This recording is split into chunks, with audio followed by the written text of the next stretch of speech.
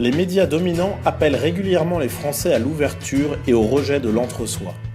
Cependant, quel milieu professionnel français est plus consanguin que celui du journalisme ? Et quel meilleur symbole de cette consanguinité médiatico-politique que la personne de Jonathan Bouchet-Petersen, chef du prestigieux service France à Libération. Ce haut gradé du média ouvertement ancré très à gauche n'est pas seulement le prototype parfait du petit bobo parisien avec sa barbe de 3 jours et ses lunettes rondes.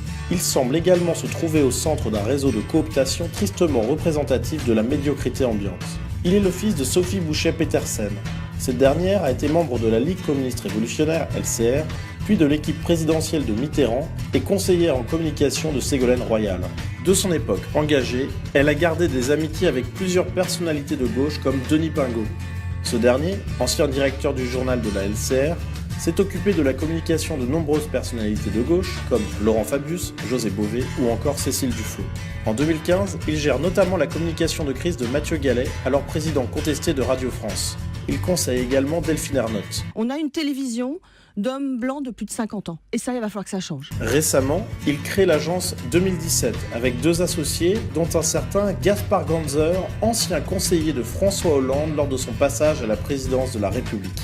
Denis Pingot est un personnage central de la gauche contemporaine, l'un de ces hommes de pouvoir et d'influence qui, dans l'ombre, conseillent les plus puissants hommes politiques socialistes. Or, Denis Pingot connaît très bien Jonathan Bouchet-Petersen, puisqu'il l'a vu naître.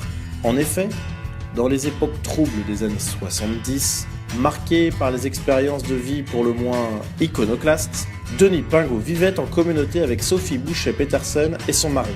Il a donc assisté à la naissance de Jonathan et le connaît très bien. Il n'est pas impensable d'envisager que les appuis de Denis Pingot aient pu jouer dans la carrière de Jonathan. Autre accointance consanguine de Jonathan Bouchet-Petersen, celle avec Nicolas Demorand. Le 25 mai 2008, Jonathan Bouchet-Petersen rédige, dans le journal du dimanche, un portrait dithyrambique de cet ancien patron de Libération. Est-ce par la grâce de cet article, ou bien par la seule qualité de son travail que Jonathan Bouchet-Petersen sera embauché par Demorand sur Inter ? Nul ne le sait. Quoi qu'il en soit, c'est toujours Nicolas Demorand qui fera entrer son poulain à Libération en 2011. Une arrivée teintée de népotisme qui créera un énorme scandale dans les rangs de la rédaction. Sous la pression, la direction de Libération devra même lui proposer un CDD plutôt qu'un CDI pour calmer les journalistes. Drôle d'ambiance. Mais malgré cette contestation, le fils d'eux trace sa route au sein d'un journal taillé pour lui.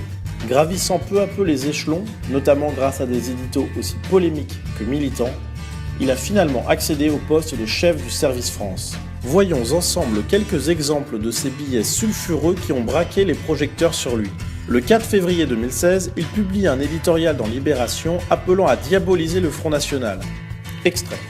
Comme la voix de la raison ne peut pas être la seule réponse face au déferlement populiste, la diabolisation des thèses et surtout des dessins du FN reste ô combien nécessaire. Quelques jours plus tard seulement, Jonathan, décidément très inspiré en ce mois de février, commettait un nouveau billet sobrement intitulé « Le général Picmal de la graine de putschiste ». Pour rappel, le général Picmal est un ancien général ayant notamment commandé la Légion étrangère. Le 6 février 2016, il avait participé à un rassemblement contre l'accueil inconsidéré de migrants et plus largement contre l'islamisation de l'Europe. Et quand un journaliste de Libé biberonné au gauchisme pur et dur s'attaque à un militaire décoré de la Légion d'honneur, on se prend à rêver du retour au service militaire. On imagine sans peine la satisfaction visqueuse qui a dû saisir Jonathan Bouchet-Petersen en écrivant les lignes suivantes. Aux États-Unis, on imagine bien le général Picmal voter Donald Trump pour son rapport fascisant à la politique et sa haine revendiquée des immigrés. Une haine qu'il n'est pas glorieux, à Calais comme ailleurs, d'habiller des atours de la nostalgie ou d'un patriotisme alors dévoyé en ultranationalisme tendance ratonnade. Comment mieux résumer la consanguinité médiatico-gauchiste que par l'étude de la trajectoire professionnelle du militant politique Jonathan Bouchet-Petersen. Avis aux apprentis journalistes un peu rêveurs qui sortent de l'école. Pour faire carrière dans les bastions de l'idéologie gauchiste, il faut un peu plus qu'une barbe de 3 jours, des lunettes rondes et la certitude que quiconque à la droite de François Hollande est un nazi potentiel. Il faut également, et avant tout, un solide réseau. C'est effectivement un portrait piquant, je dirais même un portrait acide, qui sur le fond a un mérite très fort.